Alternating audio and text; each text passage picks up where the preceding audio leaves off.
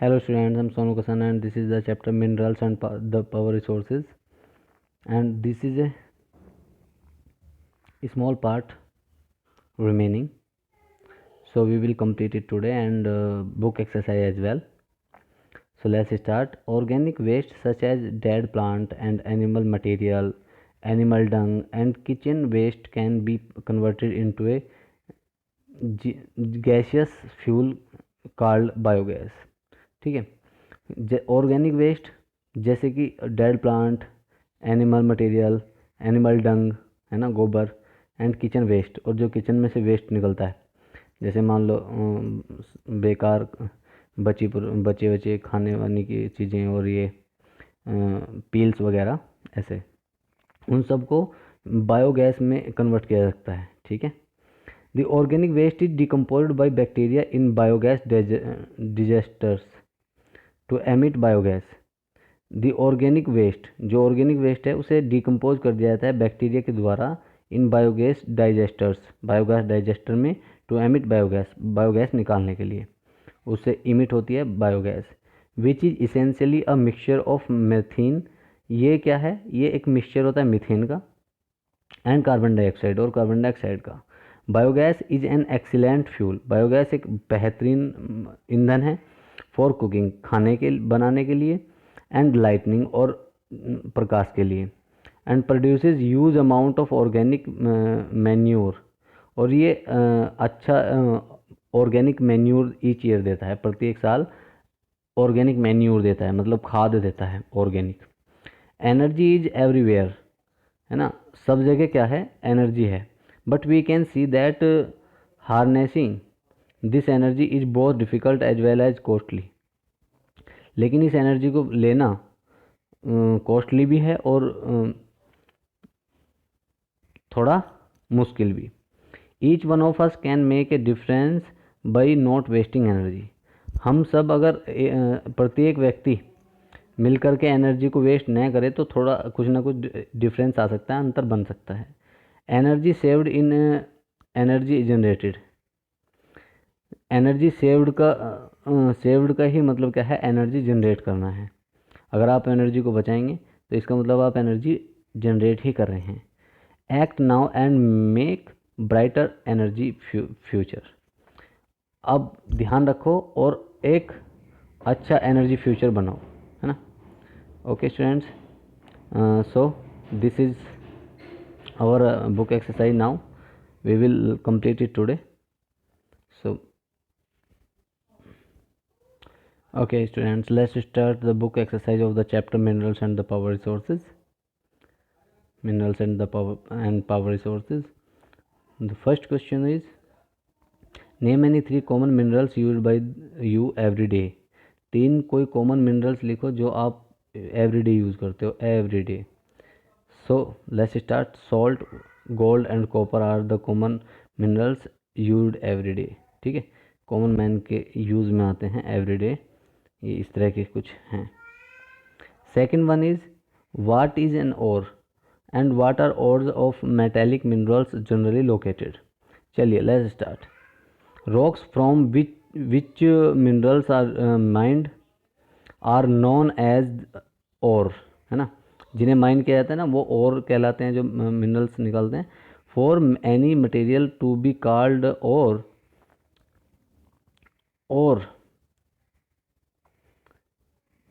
It must contain minimum adequate quantity of the mineral so that it can be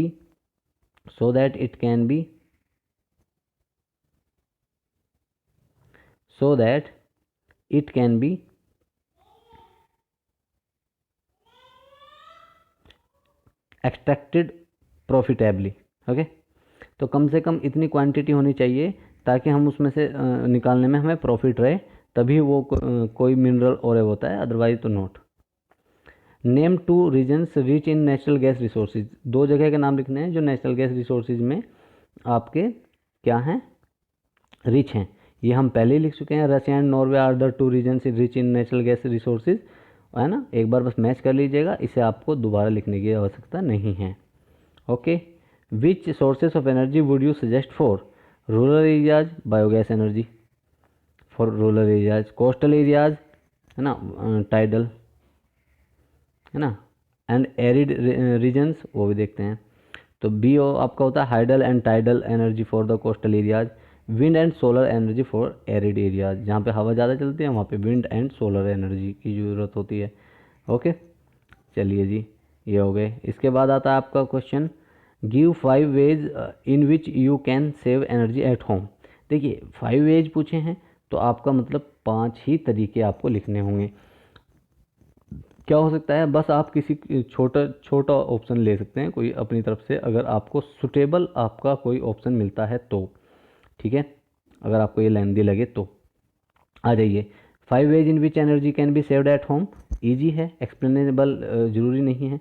switch off lights fans and other electrical appliances when not in use, है ना, आपको ऐसा नहीं कर देना है कि आप switch off light, switch off fan, switch off TV, ऐसे अलग अलग सारी चीज़ें नहीं लिख सकते हैं। ये एक ही आपका एग्जांपल माना जाएगा कि switch off fans light electrical appliances मतलब सब आ गए, प्रेस व्रेस सब, व्हेन नॉट इन यूज़, है ना। चलिए जी, by seeing to it that electrical devices are operating efficiently, for example destroying refrigerator regularly, not and not keeping the refrigerator door open for long than necessary। Okay, ये भी ध्यान रखना है कि ज़रूरत से ज़्यादा कोई ऐसे वो मतलब उसका सही इस्तेमाल हो, गलत इस्तेमाल ना हो। Using energy efficient devices such as fluorescent bulb and tubes, है ना, इस तरह की चीज़ें यूज़ की जाएँ जिनसे एनर्जी को सेव किया जा सके, है ना, जैसे फ्लोरोसेंट बल्ब यूज़ किए जाएँ या ट्यूब्स, है ना। Using energy efficiently while cooking, जब आप पका रहे हों तो एनर्जी को इफ़िशेंटली यूज़ करें। एग्जांपल है keeping the lids of pan on while cooking, जब आप पका रहे हों तो उसका ढक्कन लगा करके रखें बर्तन का। चलिए जी, unplugging electric device such when not in use prevent leaking of electricity, अगर आप अपने अप्लायंसेस का पल्ग निकाल देंगे तो ये आपके लिए अच्छा रहेगा, बिजली बचाएगा, 10 सेविंग एनर्जी, है ना, इस तरह से आप एनर्जी सेव कर सकते हैं। चलिए जी, tick the correct answer. The very first is which one of the following is not a characteristic of minerals, note आ नहीं है ये, नोट आ है, नोट ए अलग है, ए अलग है, not a characteristic of minerals. तो ए आपका they are created by natural process, they have a different chemical decomposition, C they are inexhaustible, their distribution is uneven. चारों ऑप्शंस लिखने के बाद में आंसर लिखेंगे, या सी ऑप्शन के सामने आप करेक्ट का निशान भी लगा सकते हैं। तो दे आर इनएग्जिस्टिबल। चलिए, which one of the following is not a producer of mica, तो इसमें आप आंसर लगा देंगे कर्नाटका के सामने। Okay, Karnataka. Which one is the following a leading producer of copper in the world, तो थर्ड आपका हो जाता है ये चिली पे आप आंसर लगाएंगे, ठीक है। इसमें बोलीविया से स्टार्ट करेंगे, ऑप्शन ए बोलीविया है। चलिए जी, which one of the following practices will not converge LPG in your kitchen, तो इसमें आप आंसर लगा देंगे डी पे, cooking food in the open pan kept on low flame. Okay, तो आपका फर्स्ट आता है environmental aspect must be carefully looked into before building use dams, है ना। तो कौन कौन से हैं रीजंस देखते हैं, उसमें क्या रीजंस हैं कि उन्हें ध्यान से नोटिस किया जाना चाहिए। Environmental aspect must be carefully looked into before building use dams because of the following reason. पहला है dam creation imbalance in the earth equilibrium. Second one is deforestation leads to environmental pollution. Third one is people become displaced. Fourth, cities, villages, towns may require shifting, causing lot of hardship for the people. Fifth, flood threats loom large. Sixth, earthquake threats. Seventh, silting of lakes is a problem. Okay, ये हो गया आपके। Most industries are concentrated around coal mines, तो आप इसे भी लिख लें, है ना। और इसका इसे थोड़ा शॉर्ट करा के लिखाएंगे कैसे। Coal is used as a source of energy and power and also as a raw material in most of the industries. बस यहाँ तक इसको कर लें आप, ठीक है, हैंड से पहले।